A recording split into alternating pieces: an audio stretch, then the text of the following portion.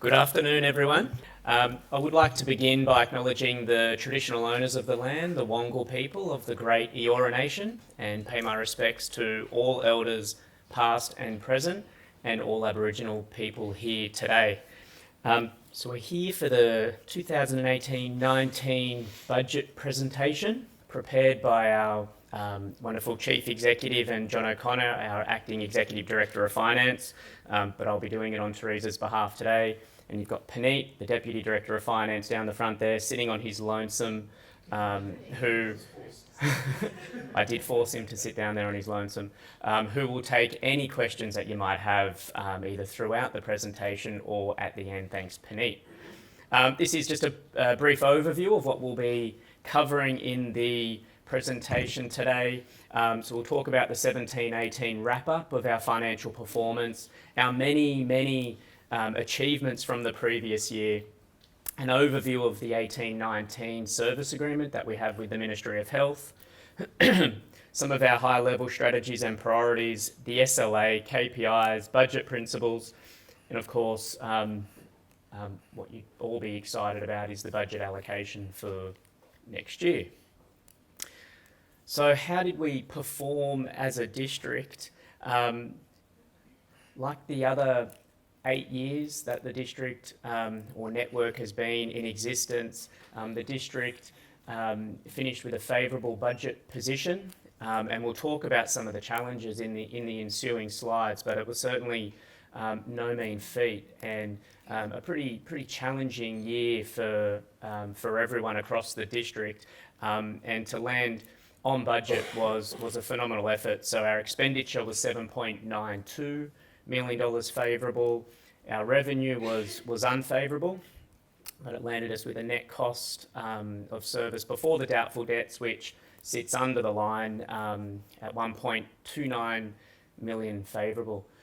And as Teresa's mentioned in a couple of other forums, we were $200K favourable, which I think we liken to a helicopter landing on a postage stamp. A really phenomenal effort when you consider a budget of over $1.5 billion. Was really good effort.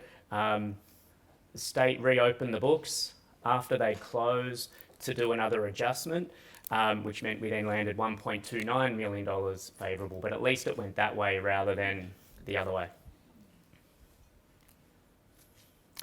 And our special purpose and trust funds for the year.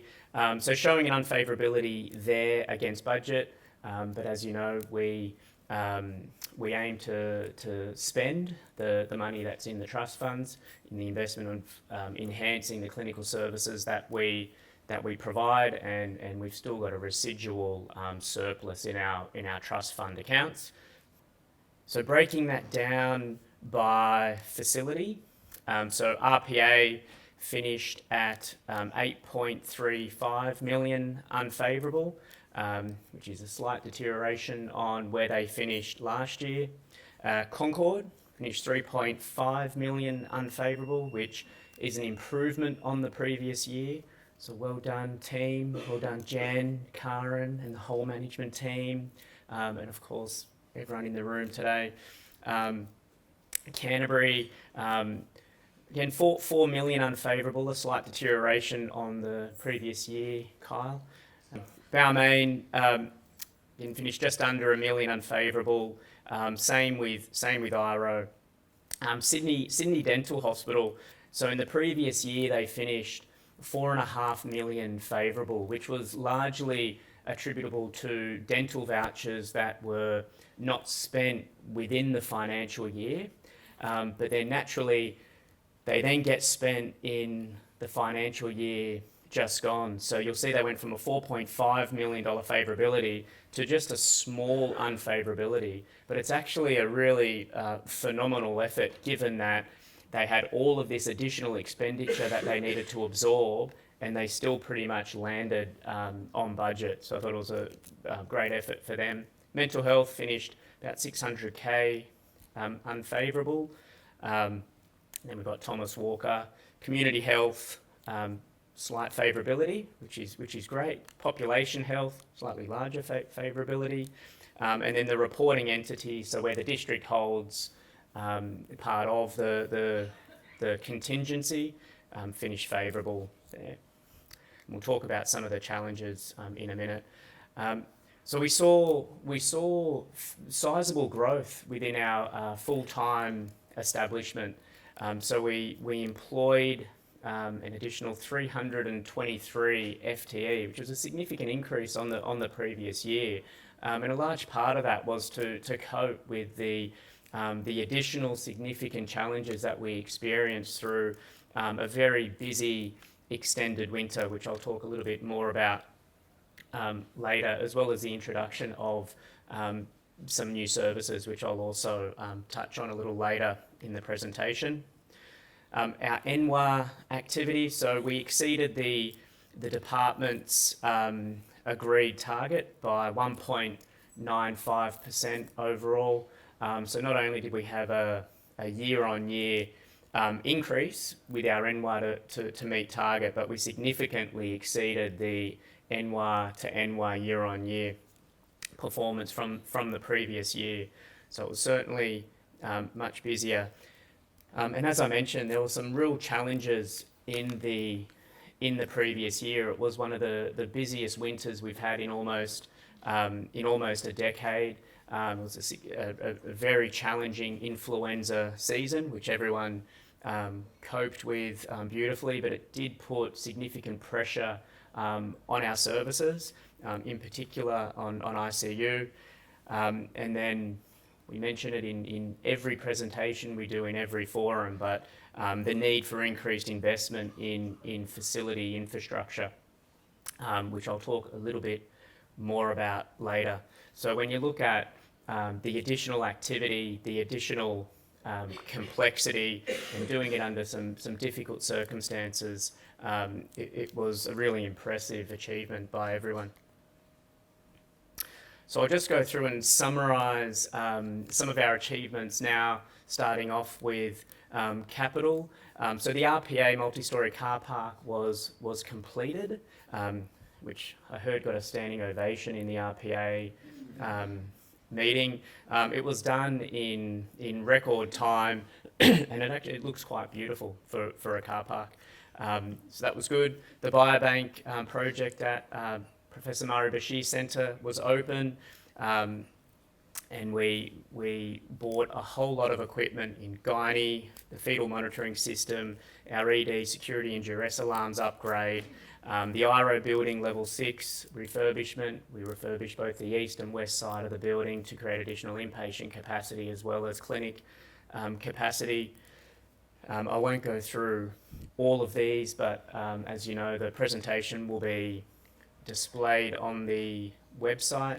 So just in relation to Concord, the operating theatre renovation work, first phase was completed, theatres 7 and 8, and then 9 and 10 will be completed in this financial year. The general X-ray room project is underway. Mammography replacement is underway. The Canterbury Hospital TSSU equipment replacement is underway. And the X-ray equipment will also be procured in this financial year. And then some of the corporate support stuff also progressed with the chilled water system at Canterbury, the RPA standby generator upgrade. The Concord lifts modernisation is progressing well and is still on track to be completed by the end of the year. The RPA fire detection system upgrade project is underway as well. So as I've alluded to, it was a big year.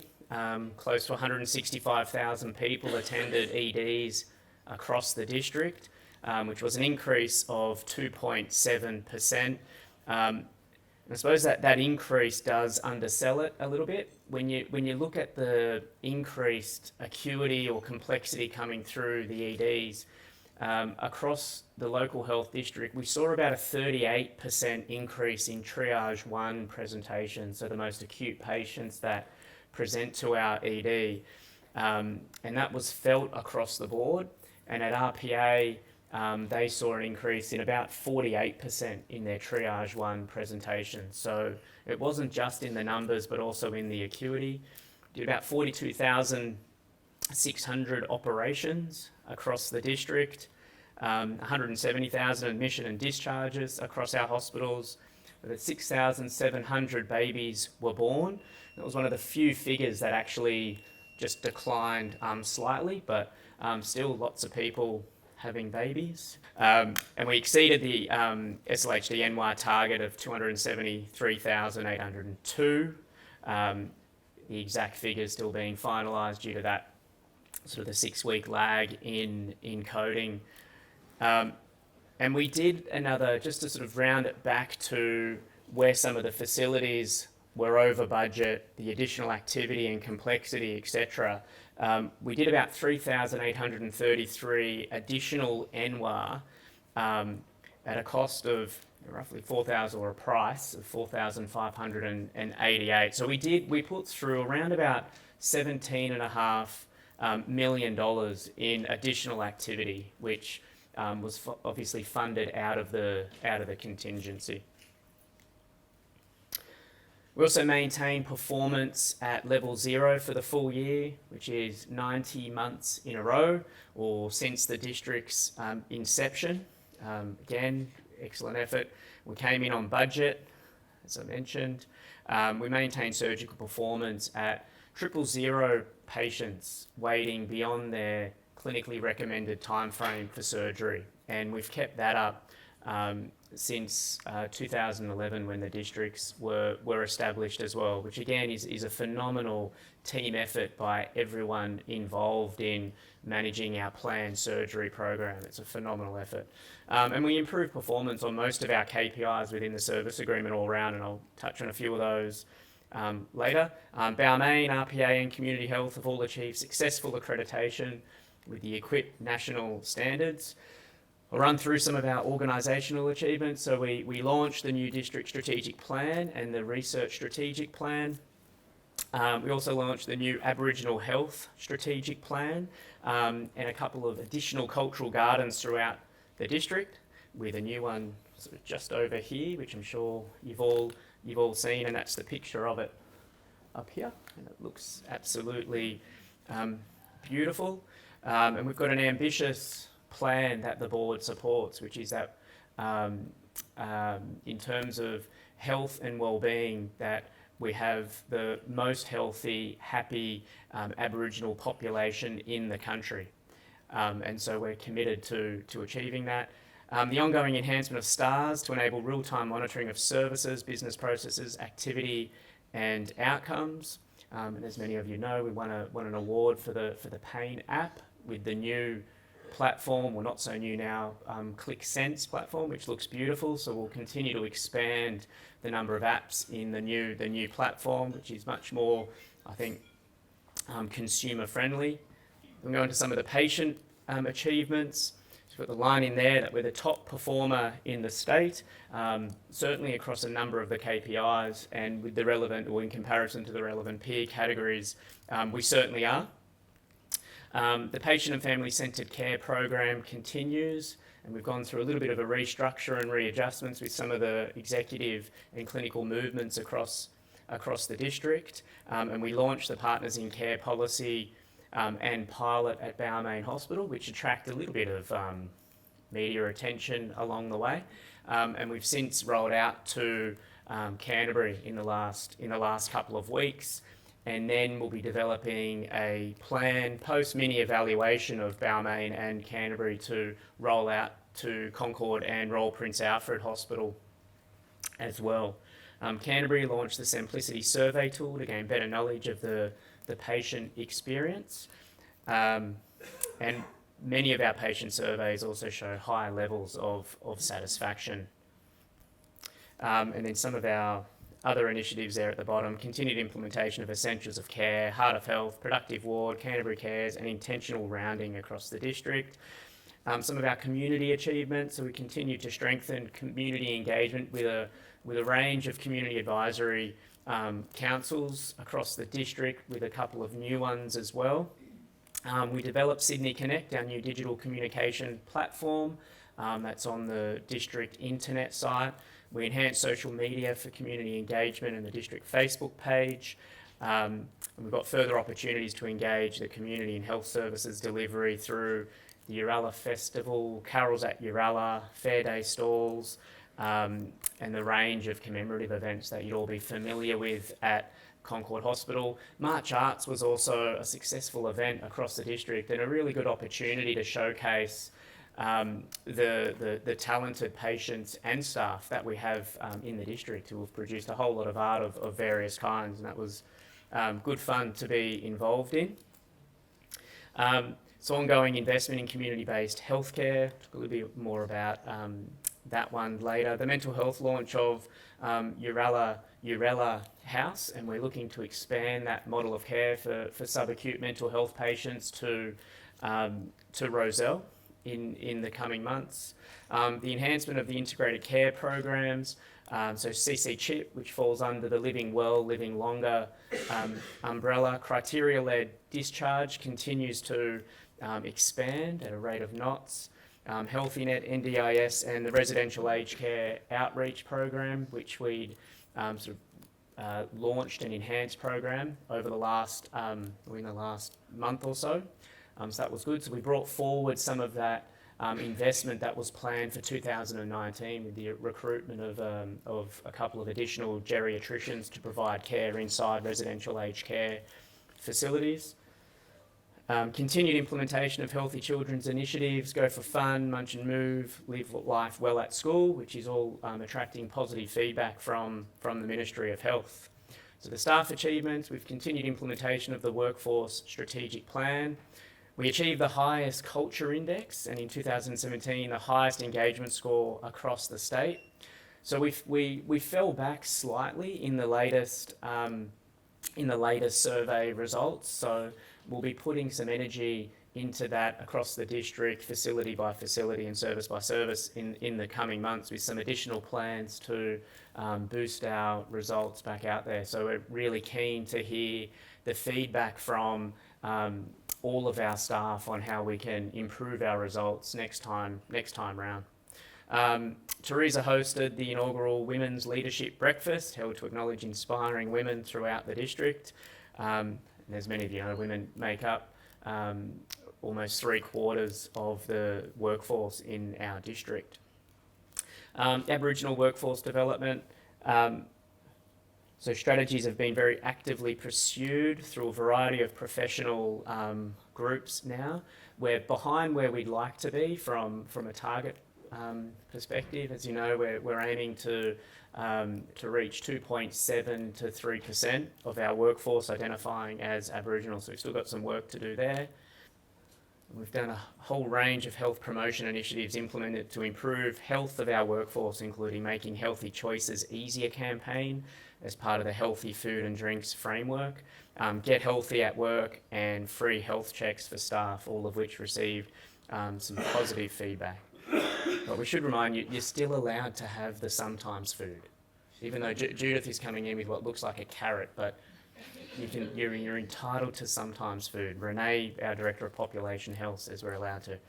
I'll zip through some of these beautiful pictures. That's the lovely RPA multi-storey car park. Hayley from HI, who also contributed to that project, said the Concord Hospital car park is going to be far more beautiful, but I'll let you all decide that. The pitch continues, and so continue to encourage staff to submit pitch ideas. And as many of you would have seen communicated, we allocated out our $1 millionth dollar this year, which was fantastic. Performance development and review. So again, our performance in relation to the number of staff who are having performance development and reviews has continued to improve. And the BPT OK program that was developed out at RPA received excellent feedback from the junior doctors or doctors in training, and has been nominated for a number of awards.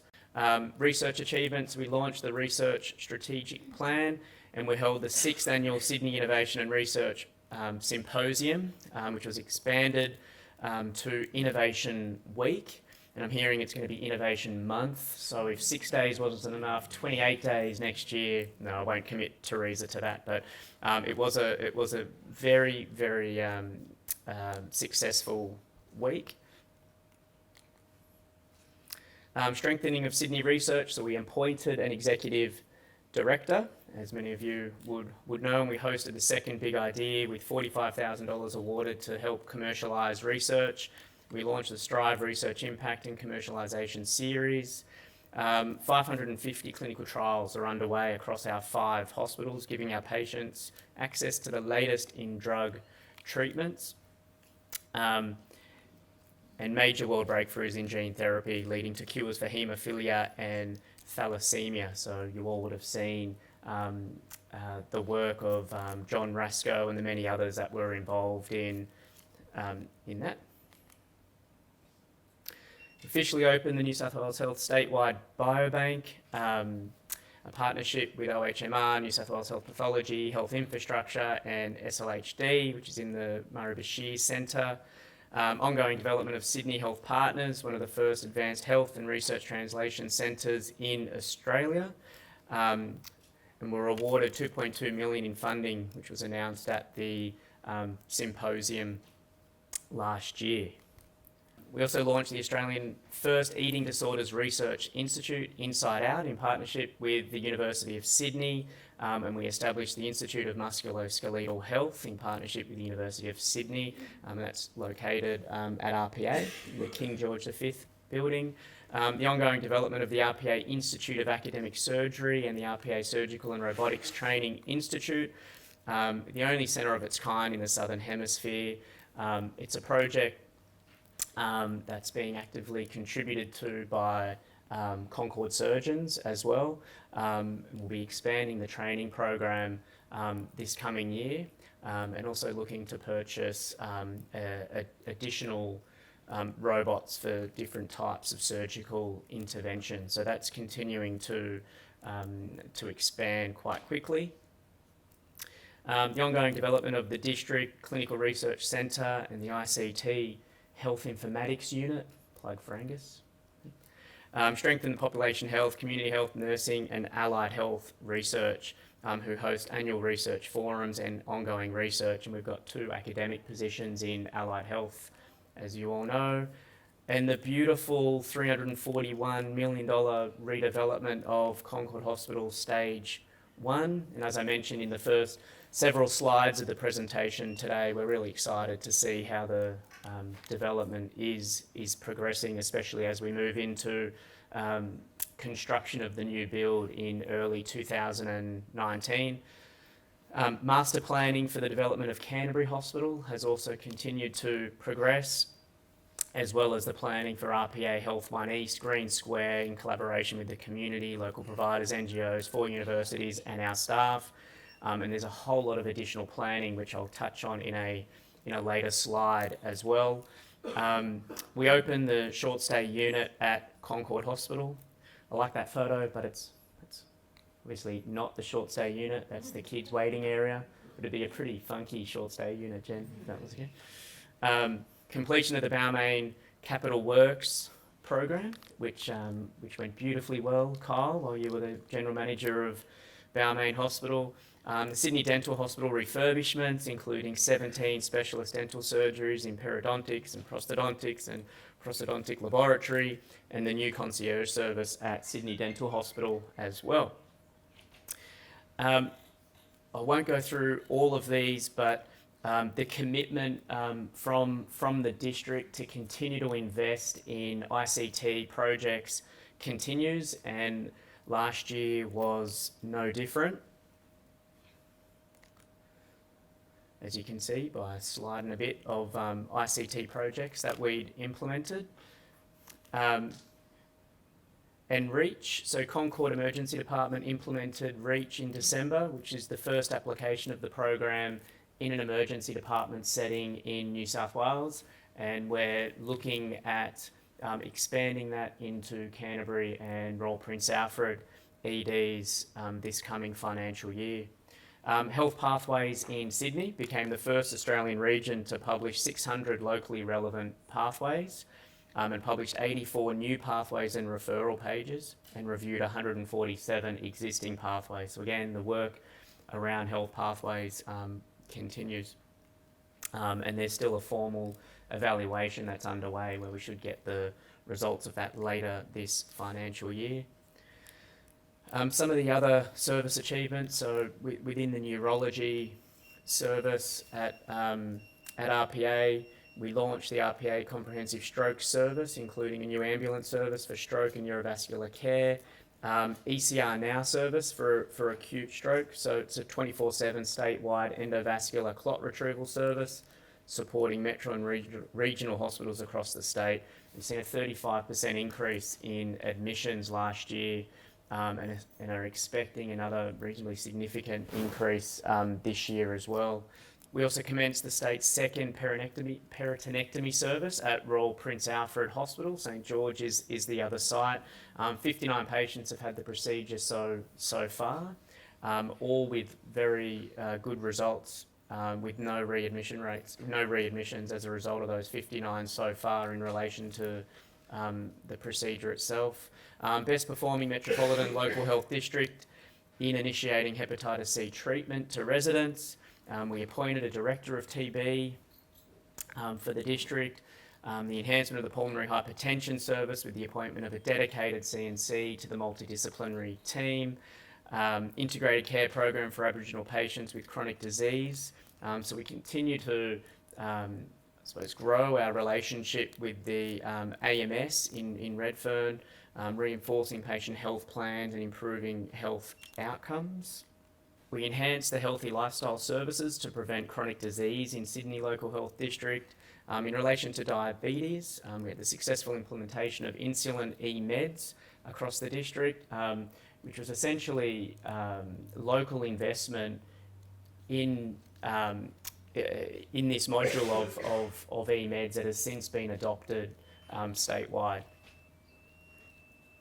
We fully utilised all of our compacts packages, which is good, again, as a strategy for being able to move people out of hospital sooner.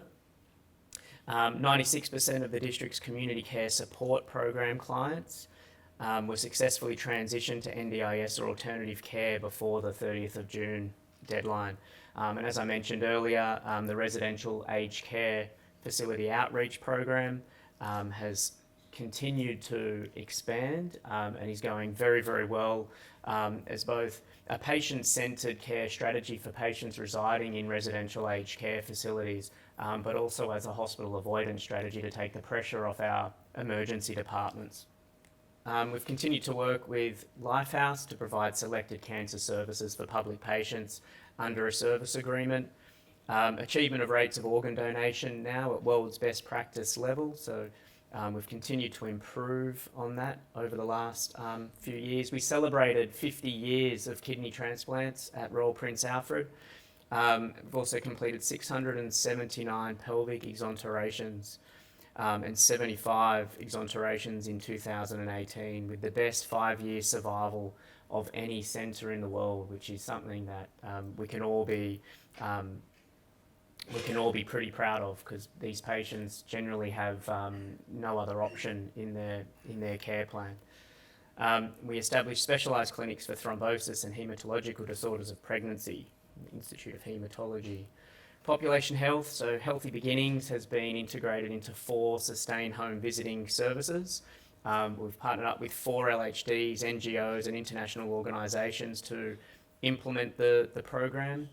And the chat study, Communicating Healthy Beginnings by Phone, is also close to completion. And in relation to public health, the meningococcal vaccination was provided to 9,613 Year 11 and 12 students and over 5,000 Year 10 and 11 students in 2017 and the first part of 2018, which exceeded the ministry target around that. $48,000 was won through the pitch to develop Flu Care, which is a web-based app to improve the quality and efficiency of notification of influenza outbreaks in residential aged care. facilities. Allied Health, so district implementation of best practice for stroke patients with aphasia at all stages of the stroke journey, from acute to rehab and home, and memory books developed for relatives and carers of dying patients at RPA, which is a good initiative. And the CHESTI multi-centre trial measuring incidence of respiratory complications and sepsis following surgery, which is a project undertaken at Concord, which is identified as sort of the several highlights that Allied Health put forward. So I briefly touched on these earlier, and as I said, the slides will be up on the internet for you all to have a look at. We also implemented the first comprehensive domestic violence counselling service for the district, which provides a free, confidential, trauma-informed clinical service to women to support recovery. So a very important service, and it was great to see that implemented in the last financial year. We achieved our HIV testing targets, increasing the number of sexual health clinic patients by 155% and enrolled over 900 high-risk patients into the PrEP-X trial. And we expanded specialist palliative care support to weekends and public holidays. And we also celebrated 40 years of the New South Wales Health Interpreter Service. So you can see Teresa wanted many of those achievements listed and briefly discussed, and it's I suppose a small justification to say this is big business. Our budget is over this year, coming $1.7 billion, and we provide a range of excellent, world-class services. When you say $1.7 billion quickly, it doesn't sound like a whole lot of money, but there's a massive investment into improving the health and well-being of the community we serve, and we've got lots of dedicated staff who come to work each and every day to provide those services to our patients. Clinical governance and risk. So completion of the audit of 215 cancer patients as directed by the Ministry on time and with no clinical issues identified, which is even better. We continue to be the best performer for TMF and the recipient of the TMF Hindsight grants, which we reinvest into making our workplace safer. Winter preparation awareness of the vaccination days for staff and pop-up immunisation clinics at Redfern with more than 200 people in our community receiving flu shots.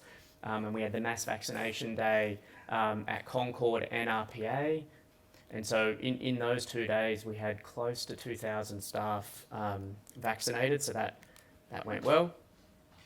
Nursing and midwifery, so the inaugural district transition to professional practice programs, and the Mid-Start Open Day was held at CWD with more than 500 students attending, so another successful day. I mentioned the BPT OK program in a previous slide, and the chief established the CE and doctors in training steering committees across the district with a combined Concord and Canterbury committee and a PA and Balmain committee, and so far those new structures have gone well. So Prime Minister's Award, Premier's Award, and a New South Wales Health finalist was Employee My Ability, developed up by Workforce Services, so that was fantastic. Concord's very own Dr. Andrea Isla Fisher received an award for improving service levels in hospitals, and the Anthea Kerr Award, and you would have heard all about Isla's achievements at the Innovation Symposium as well. And the Living Well, Living Longer also received a gong as a New South Wales Health finalist in the provision of mental health services. Angela Manson was the New South Wales Human Rights Award winner, and Alice Kane was named Canada Bay Citizen of the Year, which was very, very well deserved. And some of our own as well received Concord's own Australia Day Awards. Professor Peter Hirsch, Fiona Bly, and David Handelsman receiving a gong, and Another big congratulations to our Chief Executive, who was on the Queen's Birthday Honours list, together with Andrew McLaughlin, Associate Professor Michael Cooper, and Associate Professor Paul Mackenzie. Professor Lewis Chan was the Pride of Concord Medal winner at Concord. Professor Anthony Keach was the RPA Research Medal winner. And then there was a range of New South Wales Nursing and Midwifery Awards. And then the Sydney Gay and Lesbian Mardi Gras People's Choice Stall Award went to Sydney Local Health District. And as Teresa often says, we're proud to be the gayest district in New South Wales. She says that with the utmost affection. So I'll briefly go through the overview of the service agreement. So the objectives of the service agreement, which looks very similar to the service agreement from the previous year. Then I'll talk a little bit about the framework for our deliverables within the service agreement as well. So essentially, the districts and networks are required to establish a performance management and accountability system with the Ministry of Health for the delivery of high quality, effective healthcare services that promote, protect and maintain the health of the community and provide care and treatment to sick and injured people. We're required to develop effective partnerships with Aboriginal community-controlled health services and ensure the health needs of Aboriginal people are considered in all health plans and programs developed by districts and networks.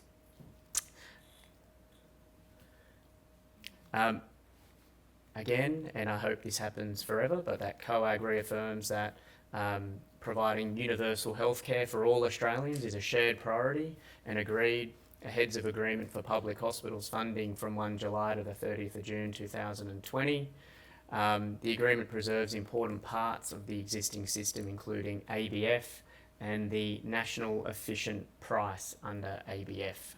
So each year there tends to be a few other additional items added under various sections of the service agreement. And as many of you know, each health service and support organisation must ensure that all applicable duties, obligations and accountabilities are understood and complied with, and that all services are provided in a manner that's consistent with New South Wales health policy and legislation, interagency agreements, ministerial directives, etc. District and networks are to ensure, so there's two additional ones in there under governance. So timely implementation of coroner's findings and recommendations, as well as recommendations of root cause analyses.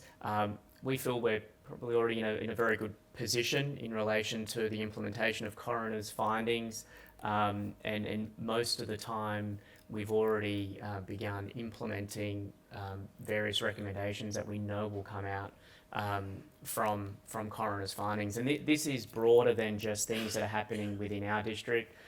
We keep a surveillance of all coroner's matters happening across the country, and where we see an adverse event, we undertake usually a risk assessment and a gap analysis of our existing services to see whether that particular event would cause or has a risk for our organisation.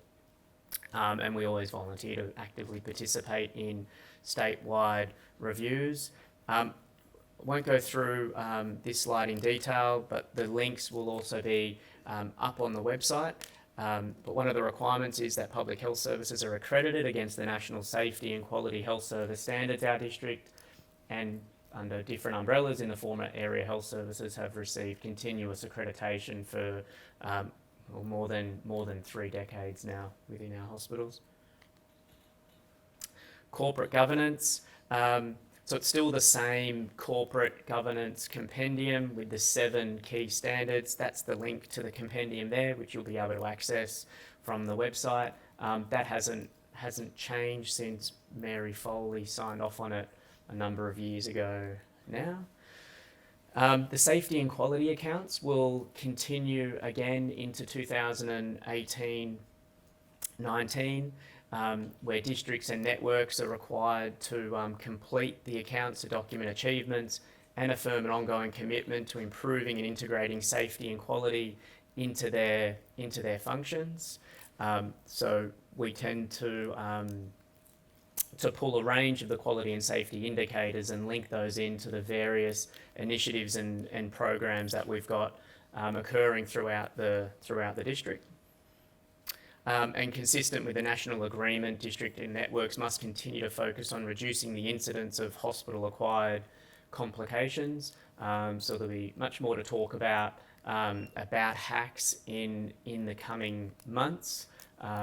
Some of you would be aware that within the service agreement for 2018-19, of the 15 HACs that have been defined by the Australian and Safety and Quality Commission in healthcare, 8 within New South Wales are subject to an adjuster, where each of the facility or service may perform outside of the expected, quality of service. There's a financial adjuster, so the district is essentially financially penalised where our performance falls outside of the acceptable range. But as an incentive this year, the Ministry of Health has allocated about $350K to incentive funding to develop programs that will directly address some of that underperformance. So Catherine Moore, our Director of Clinical Governance, and Hannah from the Performance Unit, with my input, are working through a process at the moment to work out where we'll invest this year to drive improvement in some of those areas. So the performance framework essentially documents how the ministry monitors and assesses the performance of public services. So within the KPIs, and there'll be 3 slides of those coming up, which I won't talk about in detail, all of the KPIs are listed in our service agreement, and those are discussed quarterly. If we remain on performance level 0, they're discussed quarterly with the ministry. Should our performance deteriorate, then we're lucky enough to have monthly meetings with the ministry, and should it deteriorate further from there, then we get the joy of weekly meetings with the ministry to ensure that we get on track. So we'd very much like to remain on performance level 0 and continue to have productive conversations with our ministry colleagues on a quarterly basis. These are the schedules that are listed in the service agreement. Under Schedule A, Strategies and Priorities, this is where it links the various strategic and operational plans of the state and the ministry. So you've got essentially the ministry strategic plans, including the Ministry of Health strategic priorities, as well as the Premier's priorities as they relate to health services, and also the New South Wales election commitments. And as you can see there, New South Wales Health is responsible for the delivery of 102 election commitments over the period to March 2019. So quite a few commitments there. And you've got, just going back, the election commitments are listed at that link, so you can, in your free time, click on that. To mention that the Minister's and the Premier's priorities, New South Wales Health will strive for engagement, empathy and excellence to promote a positive and compassionate culture that is shared by managers, frontline clinical and support staff alike. And so to do this, health services are to continue to effectively engage with the community, which we do in oodles within this district, and to ensure that all managers at all levels are visible and working collaboratively with staff, patients and carers within the organisation. So these are our contribution to the 30 New South Wales state priorities. And of the state priorities, New South Wales Health contributes directly to 10. And there's 4 state priorities and 6 Premier's priorities that we need to deliver on. And then this slide just talks about the other 2 plans that essentially feed into the schedules, which operationalise into some of the KPIs that we're responsible for delivering on, as well as some of the specific initiatives that we agreed to undertake. They're the strategic priorities listed there for the financial year 2018 and 19, which I won't go into detail here. So some of our local priorities, so maintenance of overall performance level 0, as I've mentioned, surgical performance, where we've said we will maintain 000 patients waiting beyond their clinically recommended timeframe for surgery. We've said we'll continue to improve on our quality and safety measures. In relation to capital works, the following major capital works projects are a priority for our district. So fulfilment of the SLHD Asset Strategic Plan, including the redevelopment of RPA, Canterbury Hospital and Phase 2 of Concord Hospital.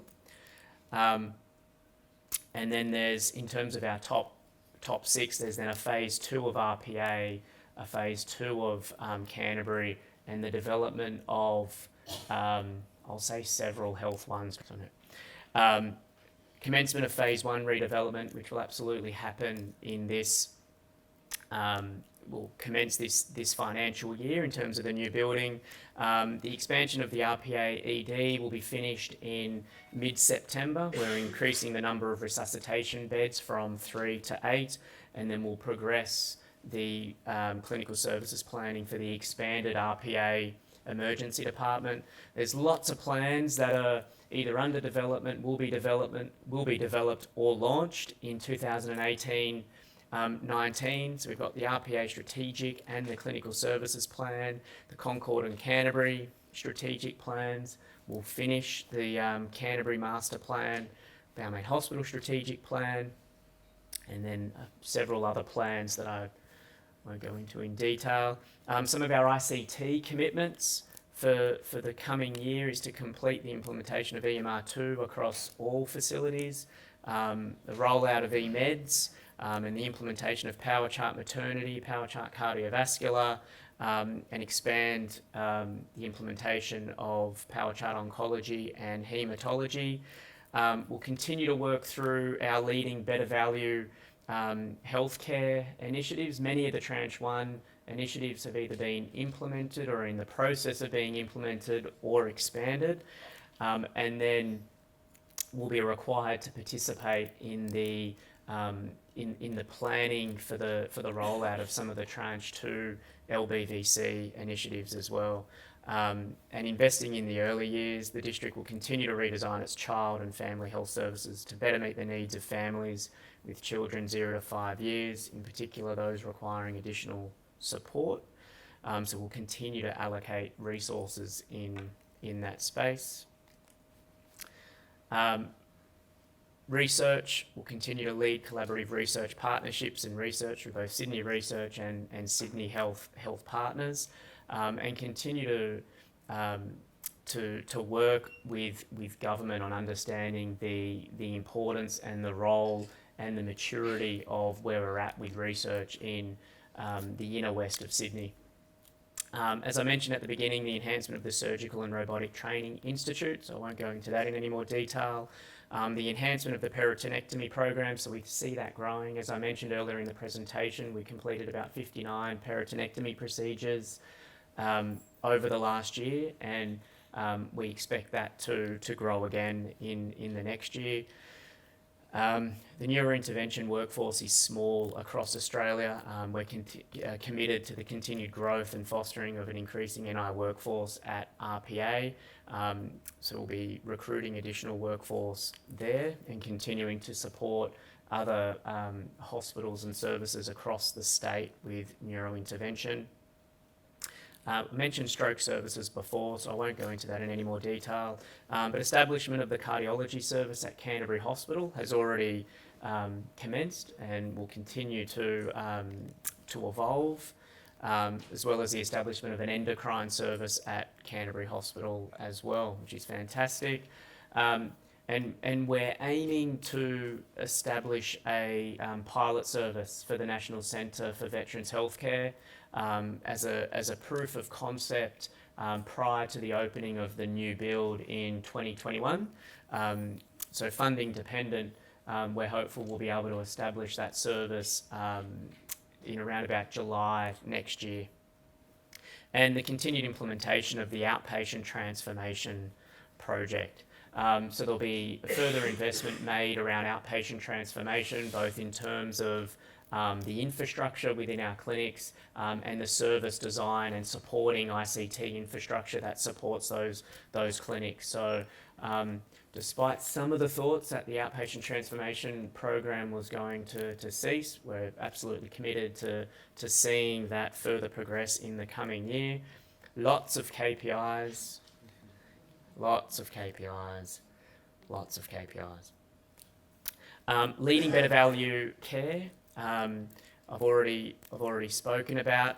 I'll just briefly talk about how it's structured. So the Ministry of Health continues as the system administrator, purchaser and manager, and will articulate the priorities for New South Wales Health.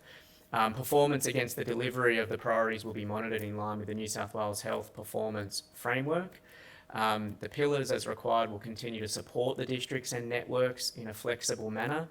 The districts and networks will participate with pillars in evaluation, monitoring and regular reporting on the progress of these initiatives as specified in the monitoring and evaluation plan. So with all of the Leading Better Value Care initiatives, we've had various clinicians from our district and of course from across the state who have contributed to the models that they've put up. And we'll continue to have our people involved in the evaluation of those initiatives. As you know, some of them were actually born out of our local health district and a couple of them out of Concord Hospital, which is good. We've also volunteered ourselves to be part of the economic evaluation of Leading Better Value Healthcare as well. So there'll be more to come in this space. So as I said, the Tranche 1 initiatives will continue. Some of them are listed there and will be contributing to the Tranche 2 initiatives as well. And there are a few of the Tranche 2 initiatives listed there, which some are already underway. So, how big's the budget, Pranit? So you can see here, pen's not going to work. State price is about 4,713. Our district price for this year is 4,521. Again, it's split between acute admitted, ED, non-admitted, subacute, mental health, and block grants, as well as, does this side have it? Yes, the revenue that will be required to self-generate as well this year. And it comes in at sort of a grand total of $1.77 billion. So it's not small business. $1.7 billion.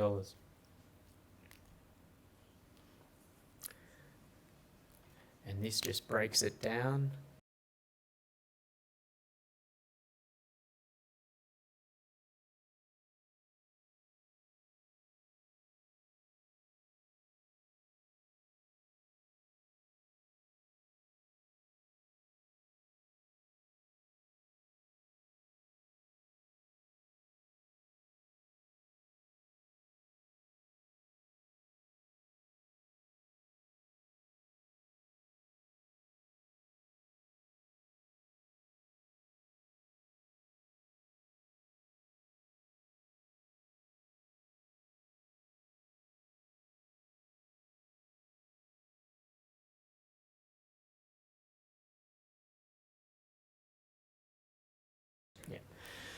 And so I should have mentioned the $13.5 million that's been allocated for enhancements, which was a collaborative process between the clinical streams and the facilities and services to come up with top priorities for additional investment for this financial year. And so initiatives that were renewed from the previous year will have just continued to roll on. Any new initiatives, unless they've received exceptional approval from the Chief Executive, have been committed to. However, the progression and the release of funding for those positions won't take place until post-September, when we've had an assessment about our current financial situation at that time. And then budget will be allocated, once that's been approved to go ahead, budget will be allocated once you indicate to finance that the positions have now been recruited to. So the total expenditure for 2018-19 is 1.746 billion, and 25 million out of SP&T. So this was Puneet's earlier point around the budget escalation on the prior year annualised budget is a 4.9% increase for the district, which really isn't bad. With the own source revenue representing a more modest increase of 3.82% on the 2017-18 actual result, rather than the budget. So the MWAR price, which we touched on in the previous spreadsheet, the state price is 4,700. The district price is 4,521. The mental health non-admitted price is 4,636. And as you know from previous years, each of the facilities are allocated or assigned a different price to that. They're the overall NWAR activity targets, which each of the services and facilities have worked with the performance unit and the district in deriving. And then these targets are broken up by each specialty service within each of the facilities as well. So everyone should have full visibility over their NWAR or activity expected outputs for the current financial year. And so these are each of the facilities and services overall budgets for 2018-19. So the service agreement for 18-19 detailing activity and funding was issued to the Chief Executive on the 19th of June. The signed service agreement was returned to the Secretary on the 31st of July, and then it's a requirement from the Secretary and the Minister that the signed service agreement is displayed in a prominent and easily accessible location on the district website. And the service and facility budgets were published on the website following board deliberations or approval on the 31st of July. So it's a phenomenal effort for everyone involved, including finance and the facilities, to get all of this finalised within around about a 4-week period. It's a good effort. A summary of each facility and district-wide service total expense budget is also on the internet site. And then the value of road mapping goals required to achieve on-budget performance in 18-19 is confirmed on the 31st of July, and roadmaps all must be loaded by the 30th of September. So finance is continuing to work with each of the facilities and services on the delivery of productivity, expenses and revenue generating roadmaps. And then for those that slightly underdelivered on the first submission. Next steps. So the district has had a long history of strong governance over financial performance. Reports will continue to be distributed on a monthly basis. The CE-led and Director of Finance performance meetings with GMs and clinical directors continues through the facility and services finance and performance meetings, as well as the clinical stream meetings. And then monthly reporting continues through the FRAP, which is the Finance, Risk and Performance meeting, which is a subcommittee of the Sydney Local Health District Board. And then the monitoring of productivity, expenses and revenue roadmaps will continue. So that's it all there. It'll be displayed on the intranet. I think you'll agree it's a very transparent process. We put it all out there.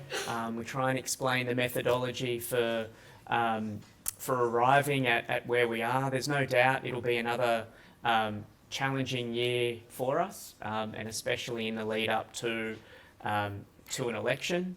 But we're also thinking in the lead up to the election, it's not a bad budget. It'll come with its challenges like every year, but it's not a bad one considering you know, well, now that I'm getting filmed, I better not say it, but there's often a little bit in the war chest in the lead up to an election. So you don't often see a brilliant budget in the lead up to an election, but I think this is a very good one. I think it's a good one, and it's set us up in good stead to continue to expand the services that we provide, as well as cope with some of the increased activity coming through. So if there isn't any questions, we'll close, and thank you for your attention, everyone. Have a good afternoon.